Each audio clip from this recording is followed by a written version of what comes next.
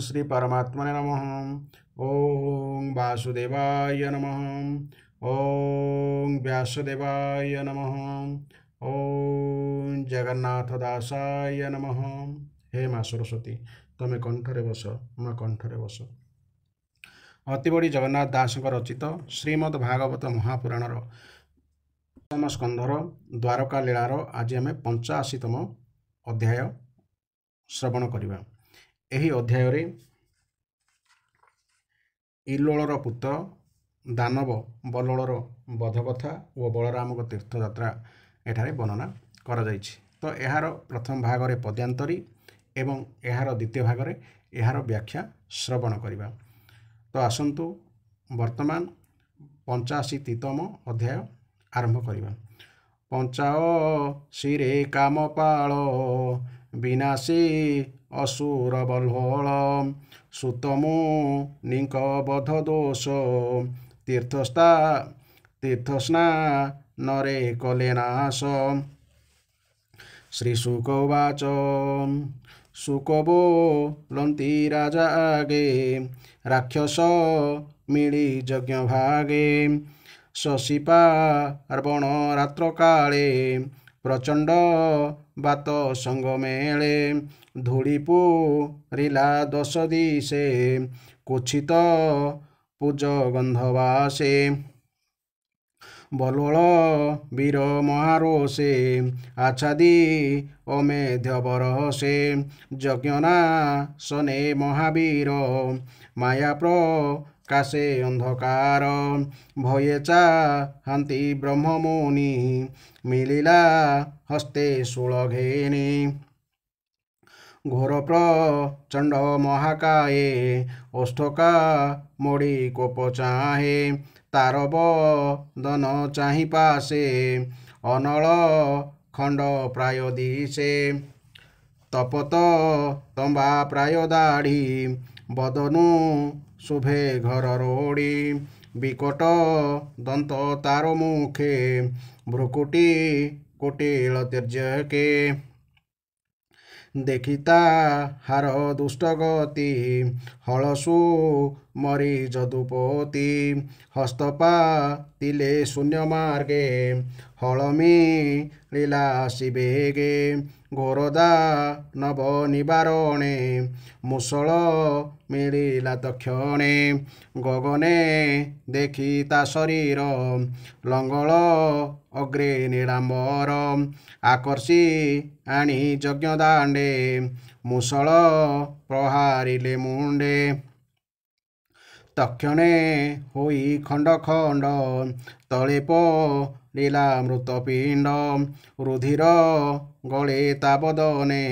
प्राण छाड़िला गोर सोने शबद 10 दिगे पुरी बासव वज्रे जेनेगिरी अवनी होइला उश्वास ब्राह्मणे मिली राम पास कल्याण करंती आनंदे निगम वाक्य अनुवादे पुष्पव रसी स्तुति भणी सुंदर देश धरणी रामे पूजिले महाजने वृत्रबी नासे इंद्रजेने नानाकु सुमे परिमल हृदेल बाई बनमाल नीलदू कुल रत्नमणि पूजिले हर सरे घेनी ब्राह्मणे होई अनुज्ञात हरसे रोहिणीर सूत अनुज्ञात अर्थात अनुमति प्राप्त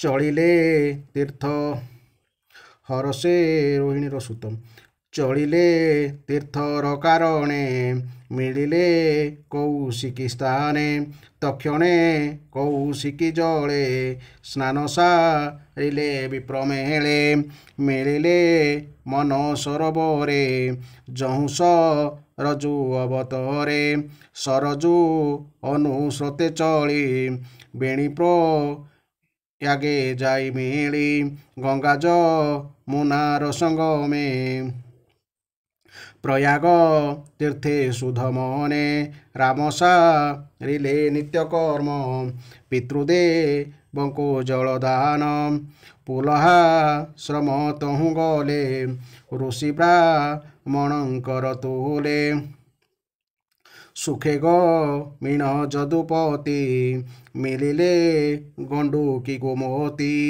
ବିପାଶା ଶୁଣ ନଦୀ ଜିଣି ଗୟାଗ ମିଲେ ହଳ ପାଣି ପିଣ୍ଡେଉ ଧରି ପିତୃଗଣ ତହୁଁଚ ଲିଲେ ତୋଷମଣ ତହୁଁକେ ତେହେଁ ଦିନ ଚଳି ଗଙ୍ଗାସା ଗରେ ଯାଇ ମିଳି ସ୍ନାନସା ଋଣ କାମପାଳ ଚଳିଲେ ମହେନ୍ଦ୍ର ଚଳ ତହିଁଦେ କିଲେ ପରଶୁରାମ ଯେ ଯୋଗୀ ଜନେ ସୁଧଧାମ ତାହାଙ୍କୁ କରି ନମସ୍କାର ଗମନ କଲେ ହଳଧର ଶପଥ ଗୋଦାବରୀ ବେଣୀ ପମ୍ପାଜେ ଭୀମ ରଥି ଜିଣି କାର୍ତ୍ତିକେୟଙ୍କୁ ଦେଖିବାରେ ମିଳିଲେ ଯାଇ ଶ୍ରୀ ଶୈଳେ ରୁଦ୍ରକୁ କରି ନମସ୍କାର ଦ୍ରବିଡ଼େ ଗଲେ ହଳଧର ବେଙ୍କଟ ପ୍ରଭୁ ଦର୍ଶନ ଆନନ୍ଦେ ରୋହିଣୀ ନନ୍ଦନ ତହୁଁଚ ଲିଲେ ତପନିଷ୍ଠି ପୁଣିମି ଲିଲେ କାମକୋଟି କାଞ୍ଚିକା ବେରି ତହୁଁ ଗଲେ ଯୋଗୀଜନଙ୍କ ସଙ୍ଗ ମେଳେ ଶ୍ରୀରଙ୍ଗ ତୀର୍ଥ ତହିଁ କରି ନିତ୍ୟସ ନିଧେ ଜହିଁ ହରି ଋଷଭ ଗିରି ବିଷ୍ଣୁ ସ୍ଥାନ ତହୁଁଚ ଲିଲେ ମଧୁବନ ଦକ୍ଷିଣ ମୁଖେ ଅପ୍ରମାଦେ ରାମଚ ଲିଲେ ସେତୁ ବନ୍ଧେ ଦୁରିତ ଦହେ ଦର୍ଶନେ ରାମପୁ ଜିଲେ ତୋଷମନେ ରଘୁନାଥଙ୍କ ପ୍ରିୟ ଅର୍ଥେ ଧେନୁ ଛର୍ଗିଲେ ଅୟୁତେ ତହୁଆ ନନ୍ଦେ କାମପାଳ ମିଳିଲେ ପୁଣ୍ୟକୃତମାଳ ତହୁଁଚ ଲିଲେ ତାମ୍ରପର୍ଣ୍ଣି ସଙ୍ଗେୟ ନେକ ବିପ୍ରଘେନି ମଳୟ କୁଳାଚଳ ଦେଶେ ମିଳିୟ ଗସ୍ତି ମୁନିପାଶେ ଚରଣେ କରି ନମସ୍କାର ଆଶିଷ ଘେନି ତାହାଙ୍କର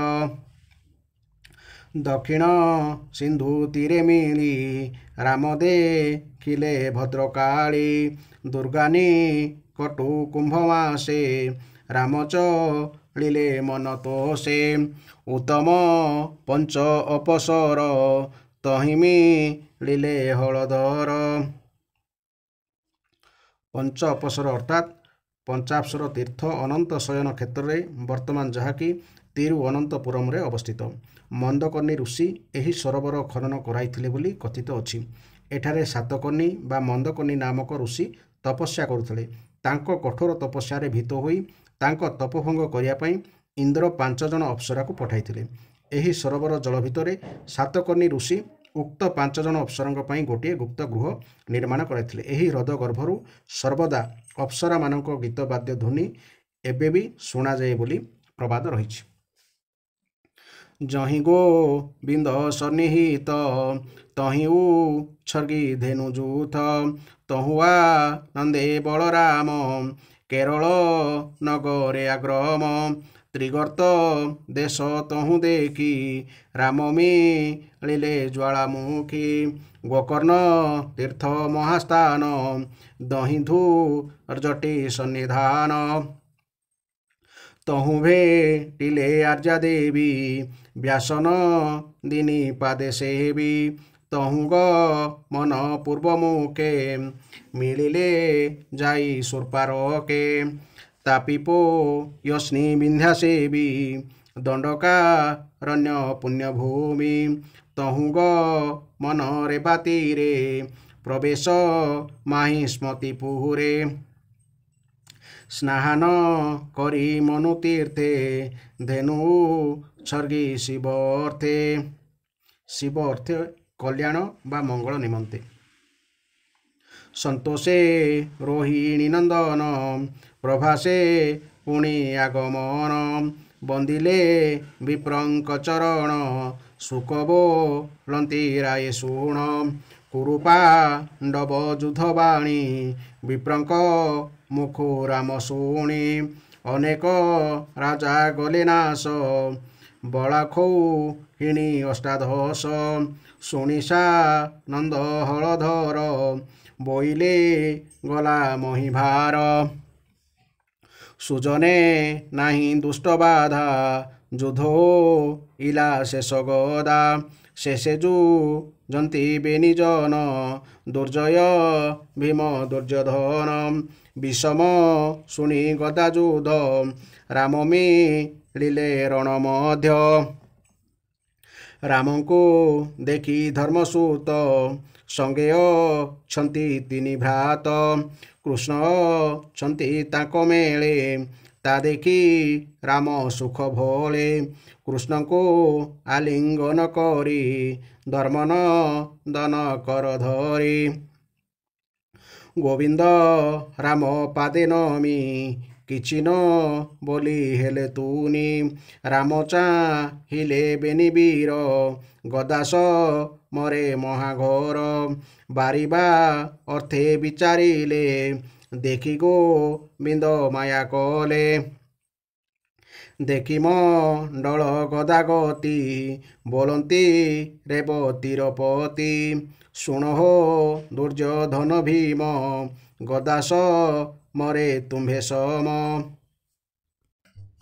ଉତ୍ତମ ଶିକ୍ଷା ଦୁର୍ଯ୍ୟୋଧନ ବଳେ ଅଧିକ ଭୀମସେନ ଏ ଗଦା ରଣେ ଫଳ ନାହିଁ ସଂଗ୍ରାମ ଛାଡ଼ ଦୁଇ ଭାଇ ଗଦା ପ୍ରହାରେ ଦୃଢ଼ମତି ରାମର ବାକ୍ୟ ନ ଶୁଣନ୍ତି ଘୋର ସମରେ ପ୍ରହାରନ୍ତି ରାମ ଦେଖିଲେ ତାଙ୍କ ଗତି ବଧବ ଇର ବିଚାରନ୍ତି ଆନନ୍ଦ ମନେ ଦ୍ୱାରାବତୀ ମିଳିଲେ ରୋହିଣୀ ନନ୍ଦନ ଦେଖିଆ ନନ୍ଦେ ଉଗ୍ରସେନ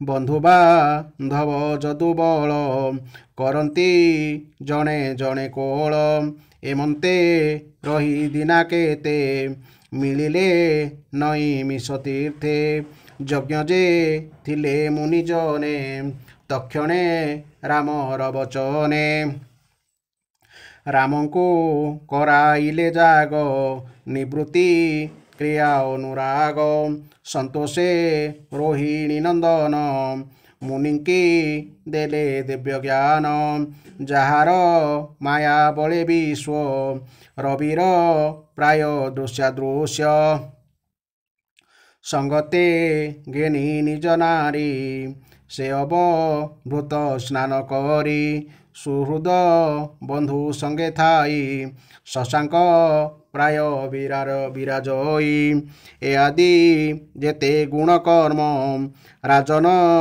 ଏକ ମନେ ସୁହୁଣ ମାୟା ମନୁଷ୍ୟ ଅବତାର କେ କହୁ ମହିମା ତାଙ୍କର ଏ ରାମ କର୍ମ ଯେ ଶୁଣନ୍ତି ମାୟା ଗହନେ ନ ପଡ଼ନ୍ତି ଉଭୟ ସନ୍ଧ୍ୟା କାଳେ ଶୁଣି ବିଷ୍ଣୁ ସେବକ ଯେତେ ପ୍ରାଣୀ ଲଭନ୍ତି ଭକତି ଯେ ତତ୍ତ୍ୱ କହଇ ବିପ୍ର ଜଗନ୍ନାଥ ଇତି ଶ୍ରୀମଦ୍ଭାଗବତେ ମହାପୁରାଣେ ପରମହଂସ୍ୟାଂ ସଂହିତାୟାଂ ଦଶମ ସ୍କନ୍ଧେ ବଳଦେବ ତୀର୍ଥ ଯାତ୍ରା ନିରୂପଣଂ ନାମ ପଞ୍ଚାशीतम ଅଧ୍ୟାୟ। ବର୍ତ୍ତମାନ ଏହି ଅଧ୍ୟାୟର ଆମେ ବ୍ୟାଖ୍ୟା ଶୁଣିବା। ଶ୍ରୀ ଶୁକଦେବ କହିଚାଲେ, ହେ ପରୀକ୍ଷିତ, ଋଷିମାନଙ୍କର ପର୍ବ ଦିବସ ପଡ଼ିବାରୁ ସେଠାରେ ହଠାତ୍ ଏକ ଭୟଙ୍କର ତୋଫାନ ଉଠିଲା। ଧୂଳି ବର୍ଷା ହେବା ସହିତ ଚାରିଆଡ଼େ ପୂଜର ଗନ୍ଧ ଜଣାପଡ଼ିଲା। ତାପରେ ବଲ୍ଲଳ ଦାନବ ଯଜ୍ଞଶାଳାରେ ମଳମୂତ୍ର ଆଦି ଅପବିତ୍ର ଦ୍ରବ୍ୟ ବର୍ଷା କଲା। ତାପରେ ହାତରେ ତ୍ରିଶୂଳ ଧରି ସେ ସ୍ୱୟଂ ଦେଖାଦେଲା। ସେ ଥିଲା ଏକ ବିଶାଳକାୟ ରାକ୍ଷସ। ଦେଖାଯାଉଥାଏ କାଳିମାର ଏକ ବିରାଟ ପାହାଡ଼ ପରି। ତାର ନିଶ, ଦାଢ଼ି ଓ କେଶର ରଙ୍ଗ ହୋଇଥାଏ ଅଉଟା ତମ୍ବା ପରି ଲାଲ। ଲମ୍ବା ଲମ୍ବା ଦାନ୍ତ, କୁଟିଳ ଭ୍ରୁକୁଟି ହେତୁ ସେ ବଡ଼ ଭୟଙ୍କର ଦେଖାଯାଉଥାଏ। ତାକୁ ଦେଖି ବଳରାମ ତାଙ୍କର ଶତ୍ରୁ ସେନା ନିପାତକାରୀ ମୂଷଳକୁ ଓ ଦୈତ୍ୟ ଦମନକାରୀ ହଳକୁ ସ୍ମରଣ କଲେ। ସେ ସ୍ମରଣ କରିବା ମାତ୍ରେ ଉଭୟ ଶସ୍ତ୍ର ଆସି ଅବିଳମ୍ବେ ପହଞ୍ଚିଗଲେ ଏବଂ ବଲ୍ଲଳ ସେତେବେଳେ ଆକାଶରେ ବିଚରଣ କରୁଥାଏ। ବଳରାମ ହଳ ମୁନରେ ତାକୁ ତଳକୁ ଟାଣି ଆଣିଲେ ଏବଂ ସେହି ବ୍ରହ୍ମଦ୍ରୋହୀର ମଥାରେ ଏପରି ମୂଷଳାଘାତ କଲେ ଯେ ସେଥିରେ ତାର କପାଳ ଫାଟିଗଲା ଏବଂ ସେ ରକ୍ତବାନ୍ତି କରି ଆର୍ତ୍ତ ସ୍ୱରରେ ଚିତ୍କାର କରି ବଜ୍ରାଘାତରେ ଗେରୁଆ ରଙ୍ଗର ପାହାଡ଼ଟି ଭାଙ୍ଗି ଭୁଷୁଡ଼ି ପଡ଼ିବା ପରି ତଳେ ପଡ଼ିଗଲା। ନୈମିଷାରଣ୍ୟରେ ବାସ କରୁଥିବା ଭାଗ୍ୟବାନ ମୁନି ଋଷିମାନେ ବଳରାମଙ୍କୁ ସ୍ତୁତି କରି ତାଙ୍କୁ ଅମୋଘ ଆଶୀର୍ବାଦ ଦେଲେ ଏବଂ ଦେବତାମାନେ ଇନ୍ଦ୍ରଙ୍କୁ ଅଭିଷେକ କରିବା ପରି ତାଙ୍କୁ ଅଭିଷେକ କଲେ। ତାପରେ ମୁନି ଋଷିମାନେ ବଳରାମଙ୍କୁ ଦିବ୍ୟ ବସ୍ତ୍ର ଓ ଦିବ୍ୟ ଆଭୂଷଣ ପ୍ରଦାନ କରି ତାଙ୍କ ଗଳାରେ ଅମଳିନ ପଦ୍ମର ଏକ ଅତ୍ୟନ୍ତ ସୁନ୍ଦର ବୈଜୟନ୍ତୀମାଳା ପିନ୍ଧାଇ ଦେଲେ। ତାପରେ ନୈମିଷାରଣ୍ୟବାସୀ ମୁନି ଋଷିଙ୍କଠାରୁ ବିଦାୟ ନେଇ ସେହିମାନଙ୍କ ଆଜ୍ଞା ଅନୁସାରେ ବଳରାମ ବ୍ରାହ୍ମଣମାନଙ୍କ ସହିତ କୌଶିକୀ ନଦୀ ତଟକୁ ଆସିଲେ। ସେଠାରେ ସ୍ନାନ ସାରି ଯେଉଁ ସରୋବରରୁ ସରଜୁ ନଦୀ ଉତ୍ପନ୍ନ ହୋଇଛି ସେ ସେହି ସରୋବରକୁ ଗଲେ। ସେଠାରୁ ସରଜ ନଦୀର କୂଳେ କୂଳେ ଯାଇ ତାପରେ ସେ ପ୍ରୟାଗ ଆସିଲେ। ପ୍ରୟାଗରେ ସ୍ନାନ ସାରି ଦେବତା, ଋଷି ଏବଂ ପିତୃପୁରୁଷମାନଙ୍କର ତର୍ପଣ କରିବା ପରେ ସେ ସେଠାରୁ ପୁଲହାଶ୍ରମ ଗଲେ। ସେଠାରୁ ଯାଇ ଗଣ୍ଡକୀ, ଗୋମତୀ ତଥା ବିପାଶା ନଦୀମାନଙ୍କରେ ସ୍ନାନ କରିବା ପରେ ସେ ସୋଣ ନଦରୁ ତଟକୁ ଯାଇ ସେଠାରେ ସ୍ନାନ କଲେ। ସେଠାରୁ ସେ ଗୟା ଯାଇ ସଂକଳ୍ପ କରିବା ସହିତ ବସୁଦେବଙ୍କ ଆଜ୍ଞା ଅନୁଯାୟୀ ପିତୃପୁରୁଷମାନଙ୍କୁ ପୂଜାର୍ଚ୍ଚନା କଲେ। ତାପରେ ସେ ଗଙ୍ଗା ସାଗର ସଙ୍ଗମକୁ ଗଲେ। ସେଠାରେ ମଧ୍ୟ ସ୍ନାନାଦି ତୀର୍ଥକୃତ୍ୟ ଶେଷ କରି ସେ ମହେନ୍ଦ୍ର ପର୍ବତକୁ ଗଲେ। ସେଠାରେ ପରଶୁରାମଙ୍କୁ ଦର୍ଶନ କରି ଅଭିବାଦନ ଜଣାଇଲେ। ତାପରେ ସେ ସପ୍ତ ଗୋଦାବରୀ, ବେଣା, ପମ୍ପା, ଭୀମରଥୀ ଆଦି ତୀର୍ଥରେ ସ୍ନାନ କରି କାର୍ତ୍ତିକେୟଙ୍କୁ ଦର୍ଶନ କରିବାକୁ ଗଲେ। ସେଠାରୁ ବାହାରି ସେ ମହାଦେବଙ୍କର ନିବାସସ୍ଥାନ ଶ୍ରୀଶୈଳମ୍ ଦର୍ଶନରେ ଗଲେ। ତାପରେ ଭଗବାନ ବଳରାମ ଦ୍ରାବିଡ଼ ଦେଶର ପରମ ପୁଣ୍ୟମୟ ସ୍ଥାନ ଭେଙ୍କଟାଚଳ, ତିରୁପତି ବାଲାଜୀ ଦର୍ଶନ କଲେ ଏବଂ ସେଠାରୁ ସେ କାଞ୍ଚିପୁର, ଶିବକାଞ୍ଚି, ବିଷ୍ଣୁକାଞ୍ଚି ହୋଇ ତଥା ଶ୍ରେଷ୍ଠ ନଦୀ କାବେରୀରେ ସ୍ନାନ ସାରି ପୁଣ୍ୟମୟ ଶ୍ରୀରଙ୍ଗମ୍ କ୍ଷେତ୍ରରେ ପହଞ୍ଚିଲେ। ଶ୍ରୀରଙ୍ଗମ୍ କ୍ଷେତ୍ରରେ ଭଗବାନ ବିଷ୍ଣୁ ସଦା ବିରାଜମାନ ରହନ୍ତି। ସେଠାରୁ ବାହାରି ସେ ବିଷ୍ଣୁ ଭଗବାନଙ୍କ କ୍ଷେତ୍ର ଋଷଭ ପର୍ବତ, ଦକ୍ଷିଣ ମଥୁରା ତଥା ବଡ଼ ବଡ଼ ମହାପାପ ବିନାଶ କରିଦେଉଥିବା ସେତୁବନ୍ଧକୁ ଯାତ୍ରା କଲେ। ସେଠାରେ ବଳରାମ ବ୍ରାହ୍ମଣମାନଙ୍କୁ 10,000 ଗାଈ ଦାନ କଲେ ଏବଂ ସେଠାରୁ ବାହାରି ସେ କୃତମାଳା ଓ ତାମ୍ରପର୍ଣ୍ଣି ନଦୀମାନଙ୍କରେ ସ୍ନାନ କରିବା ପରେ ମଳୟ ପର୍ବତକୁ ଚାଲିଗଲେ। ସେହି ପର୍ବତଟି ହେଉଛି ଭାରତବର୍ଷର 7ଟି ମୁଖ୍ୟ ପର୍ବତମାଳା ମଧ୍ୟରୁ ଗୋଟିଏ। ସେଠାରେ ରହୁଥିବା ଅଗସ୍ତ୍ୟ ମୁନିଙ୍କୁ ସେ ନମସ୍କାର କରି ଅଭିବାଦନ ଜଣାଇଲେ। ଅଗସ୍ତ୍ୟଙ୍କ ଠାରୁ ଆଶୀର୍ବାଦ ଓ ଅନୁମତି ନେଇ ବଳରାମ ଦକ୍ଷିଣ ସମୁଦ୍ରକୁ ଯାତ୍ରା କଲେ। ସେଠାରେ ସେ ଦୁର୍ଗା ଦେବୀଙ୍କୁ କନ୍ୟାକୁମାରୀ ରୂପରେ ଦର୍ଶନ କଲେ। ତାପରେ ସେ ଫାଲ୍ଗୁନ ତୀର୍ଥ ବା ଅନନ୍ତ ଶୟନମ୍ କ୍ଷେତ୍ରକୁ ଯାଇ ସେଠାରେ ସର୍ବଶ୍ରେଷ୍ଠ ପଞ୍ଚାପସର ରସତୀର୍ଥରେ ସ୍ନାନ କଲେ। ସେହି ତୀର୍ଥରେ ସର୍ବଦା ବିଷ୍ଣୁ ଭଗବାନଙ୍କର ସାନ୍ନିଧ୍ୟ ମିଳିଥାଏ। ବଳରାମ ସେଠାରେ 10,000 ଗାଈ ଦାନ କଲେ। ଭଗବାନ ବଳରାମ ଏଥର ସେଠାରୁ ବାହାରି କେରଳ ତ୍ରିଗର୍ତ୍ତ ଦେଶ ହୋଇ ଭଗବାନ ଶିବଙ୍କ କ୍ଷେତ୍ର ଗୋକର୍ଣ୍ଣ ତୀର୍ଥକୁ ଗଲେ। ସେଠାରେ ଭଗବାନ ଶିବ ସଦାସର୍ବଦା ବିରାଜମାନ କରନ୍ତି। ସେଠାରୁ ସେ ଜଳଘେର ମଧ୍ୟରେ ଦ୍ୱୀପରେ ନିବାସ କରୁଥିବା ଆର୍ଯ୍ୟାଦେବୀକୁ ଦର୍ଶନ କରିବାକୁ ଗଲେ ଓ ସେହି ଦ୍ୱୀପରୁ ବାହାରି ସେ ଶୂର୍ପାରକ କ୍ଷେତ୍ରକୁ ଯାତ୍ରା କଲେ। ତାପରେ ତାପି, ପୟୋଷ୍ଣୀ ଓ ନିର୍ବିନ୍ଧ୍ୟା ନଦୀମାନଙ୍କରେ ସ୍ନାନ କରି ଦଣ୍ଡକାରଣ୍ୟ ଚାଲିଲେ। ସେଠାରୁ ବାହାରି ସେ ନର୍ମଦା ତଟକୁ ଆସିଲେ। ହେ ପରୀକ୍ଷିତ, ସେହି ପବିତ୍ର ନଦୀର ତଟରେ ହିଁ ମାହିଷ୍ମତୀ ପୁରୀ ରହିଛି। ସେଠାରେ ମନୁ ତୀର୍ଥରେ ସ୍ନାନ କରି ସେ ପ୍ରଭାସ କ୍ଷେତ୍ରକୁ ଚାଲିଗଲେ। ସେଠାରେ ସେ ବ୍ରାହ୍ମଣମାନଙ୍କଠାରୁ ଶୁଣିବାକୁ ପାଇଲେ ଯେ କୌରବ ଓ ପାଣ୍ଡବଙ୍କ ଯୁଦ୍ଧରେ ଅଧିକାଂଶ କ୍ଷତ୍ରିୟ ପ୍ରାଣ ହରାଇ ସାରିଲେଣି। ତାହା ଶୁଣି ସେ ଅନୁଭବ କଲେ ଯେ ଏଥର ପୃଥିବୀର ବହୁ ଭାର କମିଗଲା। ଯେଉଁଦିନ ରଣଭୂମିରେ ଭୀମସେନ ଓ ଦୁର୍ଯ୍ୟୋଧନ ଗଜାଯୁଦ୍ଧ କରୁଥିଲେ ସେଦିନ ସେ ଯାଇ ସେହି ଦୁହିଁଙ୍କ ଯୁଦ୍ଧରୁ କ୍ଷାନ୍ତ କରିବାକୁ କୁରୁକ୍ଷେତ୍ରରେ ପହଞ୍ଚିଗଲେ। ବଳରାମଙ୍କୁ ଦେଖି ମହାରାଜ ଯୁଧିଷ୍ଠିର, ନକୁଳ, ସହଦେବ, ଭଗବାନ ଶ୍ରୀକୃଷ୍ଣ ଓ ଅର୍ଜୁନ ପ୍ରଣାମ କଲେ ଏବଂ ଚୁପ୍ ହୋଇ ଠିଆ ହୋଇଗଲେ। ସେମାନେ ଭୟଭୀତ ହୋଇ ମନେ ମନେ ବିଚାର କରିବାକୁ ଲାଗିଲେ, ଇଏ କ'ଣ କହିବାକୁ ଏଠାକୁ ଆସିଛନ୍ତି କେଜାଣି। ସେତେବେଳକୁ ଭୀମସେନ ଓ ଦୁର୍ଯ୍ୟୋଧନ ଗଦା ଧରି କ୍ରୋଧରେ ପ୍ରଜ୍ୱଳିତ ହୋଇ ପରସ୍ପରକୁ ଜିତିବା ଅଭିପ୍ରାୟରେ ଘୁରି ଘୁରି ଯୁଦ୍ଧ କରୁଥାନ୍ତି। ସେମାନଙ୍କୁ ଦେଖି ବଳରାମ କହିଲେ, ରାଜା ଦୁର୍ଯ୍ୟୋଧନ ଓ ଭୀମସେନ, ତୁମେ ଦୁହିଁଙ୍କୁ ଦୁହେଁ ବୀର। ତୁମ ଦୁହିଁଙ୍କର ବଳ ପୌରୁଷ ମଧ୍ୟ ସମାନ। ମୋ ଜାଣିବାରେ ଭୀମସେନଙ୍କଠାରେ ଅଧିକ ବଳ ରହିଛି ଏବଂ ଦୁର୍ଯ୍ୟୋଧନ ଗଦାଯୁଦ୍ଧ ବିଷୟରେ ଅଧିକ ଶିକ୍ଷା ଲାଭ କରିଛନ୍ତି। ତେଣୁ ତୁମ ପରି ଦୁଇ ଜଣ ସମାନ ବଳଶାଳୀଙ୍କ ଭିତରୁ କାହାରି ହେଲେ ବିଜୟ କିମ୍ବା ପରାଜୟ ହେଲା ପରି ଦେଖାଯାଉନାହିଁ।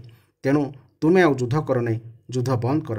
ହେ ପରୀକ୍ଷିତ, ବଳରାମଙ୍କର ଉପଦେଶ ଉଭୟଙ୍କ ନିମନ୍ତେ ହିତକର ହୋଇଥାନ୍ତା, କିନ୍ତୁ ସେମାନଙ୍କର ଶତ୍ରୁତା ଏତେ ଦୃଢ଼ମୂଳ ହୋଇଯାଇଥିଲା ଯେ ସେମାନେ ବଳରାମଙ୍କ କଥା ମାନିଲେ ନାହିଁ। ସେଠାରେ ସେମାନେ ପରସ୍ପରକୁ କଟୁବାକ୍ୟ ଓ ଦୁର୍ବ୍ୟବହାର ସ୍ମରଣ କରି ଉନ୍ମତ୍ତ ପରି ହୋଇଯାଇଥିଲେ। ବଳରାମ ଜାଣିଗଲେ ଯେ ସେ ଦୁହିଁଙ୍କର ପ୍ରାରବ୍ଧ ହିଁ ସେମାନଙ୍କୁ ଯୁଦ୍ଧକୁ ଟାଣି ଆଣିଛି। ତେଣୁ ସେମାନେ ଆଉ ଅଧିକ ବାଧ୍ୟ ନ କରି ସେ ଦ୍ୱାରକା ଫେରିଗଲେ। ଦ୍ୱାରକାରେ ଉଗ୍ରସେନ ଆଦି ଗୁରୁଜନମାନେ ତଥା ଅନ୍ୟ ସମ୍ବନ୍ଧୀୟମାନେ ଆଗେଇ ଆସି ବଡ଼ ଆଦରରେ ସହିତ ତାଙ୍କୁ ସ୍ୱାଗତ କଲେ। ସେଠାରେ ବଳରାମ ପୁଣି ଥରେ ନୈମିଷାରଣ୍ୟ କ୍ଷେତ୍ରକୁ ଗଲେ। ସେଠାରେ ଋଷିମାନେ ଯୁଦ୍ଧ ଆଦିରୁ ନିବୃତ୍ତ ହୋଇଥିବା ବଳରାମଙ୍କ ଦ୍ୱାରା ସବୁ ପ୍ରକାର ଯଜ୍ଞ ସାଦର ସମ୍ପନ୍ନ କରାଇଲେ। ହେ ପରୀକ୍ଷିତ, ସତ କହିବାକୁ ଗଲେ ଯେତେ ସବୁ ଯଜ୍ଞ ରହିଛି ସେସବୁ ହେଉଛି ବଳରାମଙ୍କର ହିଁ ଅଙ୍ଗ। ତେଣୁ ତାଙ୍କର ଏହି ସବୁ ଯଜ୍ଞାନୁଷ୍ଠାନ କର୍ମ କେବଳ ଲୋକଶିକ୍ଷା ନିମନ୍ତେ ଉଦ୍ଦିଷ୍ଟ ଥିଲା। ସର୍ବସମ୍ମତ ଭଗବାନ ବଳରାମ ସେହି ମୁନିଋଷିମାନଙ୍କୁ ବିଶୁଦ୍ଧ ତତ୍ତ୍ୱଜ୍ଞାନ ଉପଦେଶ ଦେଲେ। ତାହା ଫଳରେ ସେମାନେ ଉପଲବ୍ଧି କଲେ ଯେ ଆତ୍ମା ଭିତରେ ସକଳ ବ୍ରହ୍ମାଣ୍ଡ ରହିଛି ଏବଂ ଆତ୍ମା ସକଳ ବ୍ରହ୍ମାଣ୍ଡରେ ପରିବ୍ୟାପ୍ତ ହୋଇ ରହିଛି। ତାପରେ ବଳରାମ ନିଜ ପତ୍ନୀ ରେବତୀଙ୍କ ସହିତ ଯଜ୍ଞନ୍ତ ସ୍ନାନ କଲେ। ସୁନ୍ଦର ସୁନ୍ଦର ବସ୍ତ୍ର ଓ ଆଭୂଷଣ ପିନ୍ଧି ଜ୍ୟୋତ୍ସ୍ନା ଓ ନକ୍ଷତ୍ରମାନଙ୍କ ସହିତ ଚନ୍ଦ୍ରଦେବ ଶୋଭା ପାଇଲା ପରି ନିଜର ଭାଇବନ୍ଧୁ ଓ ସ୍ୱଜନ ସମ୍ବନ୍ଧୀୟ ସହିତ ଶୋଭା ପାଇଲେ। ହେ ପରୀକ୍ଷିତ, ଭଗବାନ ବଳରାମ ହେଉଛନ୍ତି ସ୍ୱୟଂ ଅନନ୍ତ। ତାଙ୍କର ସ୍ୱରୂପ ମନ ଓ ବାଣୀର ଅତୀତ। ସେ ଲୀଳା କରିବା ନିମନ୍ତେ ହିଁ ମନୁଷ୍ୟ ଶରୀର ଗ୍ରହଣ କରିଥିଲେ। ସେହି ମହାବଳୀ ବଳରାମଙ୍କ ଚରିତ ଏତେ ବିଶାଳ ଯେ ତାହାକୁ କଳନା କରାଯାଇ ପାରିବ ନାହିଁ। ଯେଉଁ ମନୁଷ୍ୟ ସେହି ଅନନ୍ତ ସର୍ବବ୍ୟାପକ ଅଦ୍ଭୁତ କର୍ମା ଭଗବାନ ବଳରାମଙ୍କ ଚରିତ ସକାଳେ ଓ ସନ୍ଧ୍ୟାରେ ସ୍ମରଣ କରନ୍ତି, ସେ ଭଗବାନଙ୍କର ଅତ୍ୟନ୍ତ ପ୍ରିୟ ହୋଇଯାଆନ୍ତି। ଏହି ଥିଲା ଏହି ଅଧ୍ୟାୟର ଅଧ୍ୟାନ୍ତରୀ ଓ ବ୍ୟାଖ୍ୟା। ଧାରାବାହିକ ଭାବେ ଅତିବଡ଼ି ଜଗନ୍ନାଥ ଦାସଙ୍କ ରଚିତ ଭାଗବତ ମହାପୁରାଣର ଗୋଟିଏ ଗୋଟିଏ ଅଧ୍ୟାୟ ଶୁଣିବା ପାଇଁ ଆପଣମାନେ ଚ୍ୟାନେଲଟିକୁ ସବସ୍କ୍ରାଇବ୍ କରନ୍ତୁ। ଆମମାନଙ୍କ ପାଇଁ ଶାସ୍ତ୍ର ଅଧ୍ୟୟନ ଏକ ବୋଝ ବୋଲି ଆମେ ଧରି ନେଇଛୁ। ଆମେ ଜୀବନରେ ଅନେକ ବହି, ଇତିହାସ, ଭୂଗୋଳ, ଗଣିତ, ସାହିତ୍ୟ, ବଡ଼ ବଡ଼ ବହି ସବୁ ଆମେ ପଢ଼ି ସାରିଛନ୍ତି। ଆମେ ସମସ୍ତେ ଶିକ୍ଷିତ, ମାତ୍ର ସାଧାରଣ ଗୋଟିଏ ଗୋଟିଏ ଶାସ୍ତ୍ର ପଢ଼ିବା ପାଇଁ ସତେ ଯେମିତି ଆମ ପାଇଁ ଗୋଟେ ଅଭେଦ୍ୟ ପ୍ରାଚୀର। କିନ୍ତୁ ଶାସ୍ତ୍ର ଅଧ୍ୟୟନ କରିବା ଦ୍ୱାରା ମନରେ କେତେ ଚିତ୍ତ ଖୁସି ହୁଏ, ତାହା ଯେଉଁ ପୁଣ୍ୟାତ୍ମା ଧର୍ମାତ୍ମା ମାନେ ଶାସ୍ତ୍ର ଅଧ୍ୟୟନ କରନ୍ତି ସେମାନେ ହିଁ ତା'ର ଉପଲବ୍ଧି କରିପାରନ୍ତି ନାହିଁ। ତେଣୁ ସମସ୍ତେ ଶାସ୍ତ୍ର ଅଧ୍ୟୟନ କରିବାକୁ ଚେଷ୍ଟା କରନ୍ତୁ। ସମୟର ସଦୁପଯୋଗ କରନ୍ତୁ, ଦୁରୁପଯୋଗ କରନ୍ତୁ ନାହିଁ। ସଦୁପଯୋଗ ବଳରେ ସବୁକିଛି ସମ୍ଭବ। ଏବଂ ଚ୍ୟାନେଲଟିକୁ ସବସ୍କ୍ରାଇବ୍ କରିବାକୁ ଜମାରୁ ଭୁଲନ୍ତୁ ନାହିଁ। ଜୟ ଜଗନ୍ନାଥ, ଜୟ ଜଗନ୍ନାଥ, ଜୟ ଜଗନ୍ନାଥ।